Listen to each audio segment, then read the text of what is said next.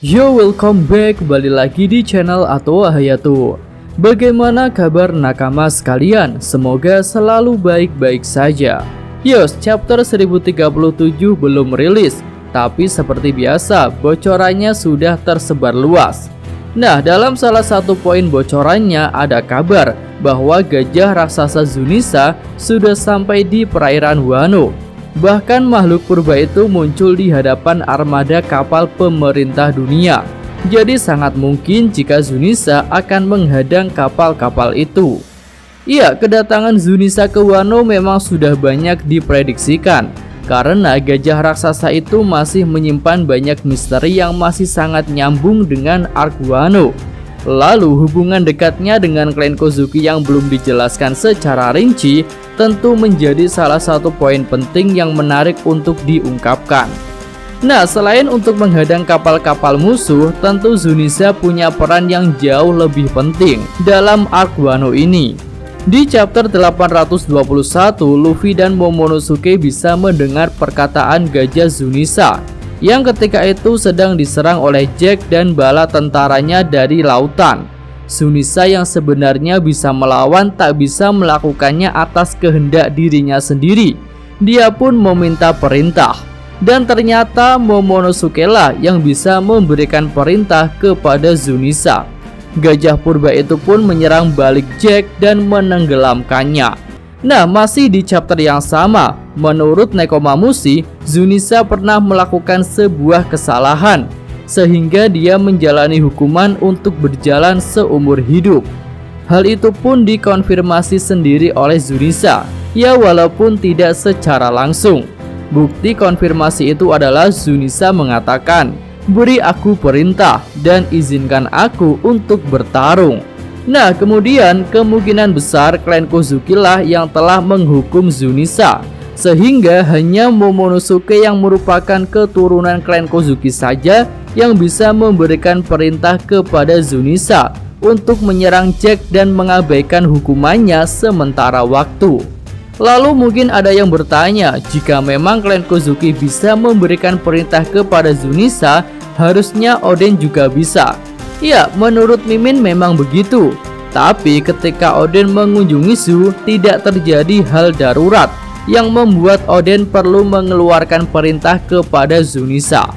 Lalu fakta bahwa Luffy tidak bisa memberikan perintah kepada Zunisa adalah sebuah bukti bahwa gajah itu tidak memiliki hubungan langsung dengan Joy Boy, tetapi lebih kepada klan Kozuki.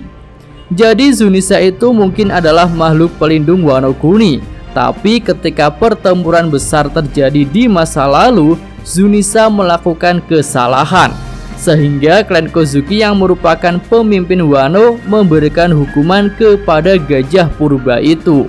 Nah, kemudian satu chapter selanjutnya yaitu chapter 822, Dr. Miyagi mengatakan keyakinannya bahwa suatu hari nanti Zunisa akan berhenti di suatu tempat, dan saat hal itu terjadi akan menjadi akhir dari perjalanan panjang gajah purba raksasa itu. Kemudian masih di chapter 822, Momonosuke mengatakan bahwa dia ingin lebih lama tinggal di Zu karena ingin ngobrol dengan gajah Zunisa. Dan sepertinya itu adalah awal mula dari perencanaan kedatangan Zunisa ke negeri Wano yang akan diceritakan pada chapter 1037 nanti. Kemudian dari beberapa poin yang sudah Mimin bahas di atas, ada sebuah benang merah yang bisa menghubungkan fakta-fakta yang sudah muncul, mulai dari Zunisa yang sedang dihukum, lalu Momonosuke yang bisa menangguhkan hukuman Zunisa, hingga keyakinan Dr. Miyagi akan tujuan akhir Zunisa. Semuanya akan nyambung dengan kedatangan Zunisa ke Wano, dengan tujuan untuk mengakhiri perjalanan panjangnya dan untuk menyelesaikan hukuman yang sedang dijalaninya hingga saat ini. Yuk, selanjut kita beralih ke chapter 963. Di chapter itu muncul kisah tentang Nekomamushi dan Inuarashi yang masih kecil. Ketika itu, dua Raja Ming yang masih kecil terobsesi untuk datang ke Wano dan bertemu dengan klan Kozuki, karena tertarik tentang kisah legenda yang menceritakan bahwa ratusan tahun yang lalu, suku Ming dan klan Kozuki pernah mengucapkan janji untuk berteman dan saling membantu jika terjadi kesusahan. Tapi di sini tidak dijelaskan latar belakang terjadinya hubungan yang dekat itu antara klan Kozuki dengan suku Ming. Jadi Mimin pun berasumsi bahwa klan Kozuki dan suku Ming sebenarnya memang sudah hidup berdampingan sejak zaman dahulu. Dan karena suatu kejadian mereka jadi terpisah. Tapi walaupun terpisah, klan Kozuki dan suku Ming tetap berkomitmen untuk saling membantu jika salah satu pihak mengalami kesusahan. Nah, datangnya Zunisa ke Wano mungkin akan menjadi momentum berkumpulnya kembali suku Ming dengan klan Kozuki. Jadi apakah setelah sampai ke Wano, Zunisa akan meletakkan dataran Zu ke wilayah Wano? Ya, hal itu bisa menjadi salah satu alternatif dari proses berkumpulnya kembali para Ming dengan klan Kozuki, dan juga merupakan akhir perjalanan panjang Zunisa, seperti yang dikatakan oleh Dr. Miyagi di chapter 822. Tapi masih ada juga kemungkinan lain, yaitu setelah mengantarkan para Ming ke Wano, Zunisa akan bebas dari hukuman, dan Pulau Zu yang ada di punggungnya pun akan ditenggelamkan ke laut. Dan yang akan diambil dari Pulau Zu hanyalah Road Poneglyph yang ada di hutan paus. Nah, teorinya seperti ini. Ketika kalah dalam pertempuran akhir, klan Kozuki meminta para Ming untuk membawa salah satu Road Poneglyph dan terus berjalan di lautan bersama Zunisa yang sedang dihukum. Dan para Ming pun membangun peradaban di punggung gajah itu dari nol, mulai dari awal. Lalu seiring bertambahnya waktu, wilayah hidup para Ming di punggung Zunisa jadi semakin meluas. Ya, karena efek perkembangbiakan yang terjadi di antara mereka, yang secara otomatis membutuhkan tempat-tempat baru yang lebih luas. Jadi intinya pulau di punggung Zunisa itu dibangun oleh para Ming ketika meninggalkan Wano. Dan ketika sudah kembali ke Wano, maka pulau di punggung gajah itu akan dihancurkan oleh Zunisa sebagai tanda bahwa hukumannya telah usai, dan gajah purba itu pun bisa kembali hidup di wilayah Wano tanpa harus berjalan lagi. Lalu seperti yang Mimin singgung di atas, bahwa kedatangan Zunisa tak hanya berguna untuk pertempuran saja, tetapi juga untuk membuka negeri Wano. Nah, arti membuka di sini adalah membuka secara teritorial, bukan hanya membuka secara pengakuan dan pernyataan pemimpin Wano saja.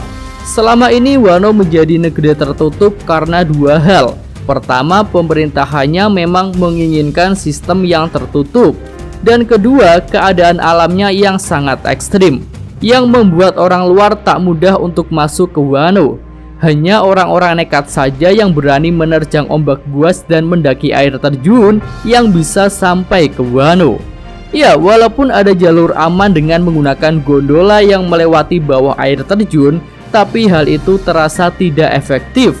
Selain hanya mengantarkan pengunjung langsung ke ibu kota bunga, perjalanan dengan gondola terasa sangat terbatas. Jadi untuk membuka Wano secara keseluruhan, cara terbaik adalah merubah iklim dan struktur tanah di perairan Wano agar cuaca ekstrim di wilayah itu bisa menghilang. Dan itu merupakan tugas untuk Zunisa. Caranya bisa secara langsung, yang berarti kedatangan gajah itu akan merubah struktur tanah di perairan Wano, yang membuat arus air jadi berubah lebih tenang. Atau bisa juga dengan sebuah kemampuan khusus yang memang dimiliki oleh Zunisa. Lalu mungkin saja dulu ketika Zunisa ada di Wano, iklim di negara itu tidak se ekstrim ini, sehingga di masa lalu Wano pernah menjadi negeri terbuka. Jadi ketika Zunisa kembali ke Wano, iklim Wano akan kembali seperti dulu lagi. Dengan begitu Wano akan sepenuhnya menjadi negeri terbuka, baik terbuka secara pemerintahan atau terbuka secara wilayah geografis. Dan ketika Luffy sudah resmi menjadi Joy Boy, dia bisa menggunakan Wano yang keadaan alamnya sudah tenang itu sebagai pusat pasukan aliansinya, yang akan menjadi pusat berkumpulnya banyak pasukan dari berbagai tempat untuk mempersiapkan pertempuran akhir melawan pemerintah dunia nantinya. Oke, itu aja pembahasan tentang kedatangan Zunisa ke Wano yang sedang membawa misi penting. Jika ada tambahan, saran dan kritik bisa disampaikan pada kolom komentar. Yos, Mimin atau Hayato, terima kasih. Oke, cukup sekian video kali ini. Semoga nakama sekalian menyukainya. Jangan lupa kasih like ya dan subscribe channel Atowa Hayato. Yo!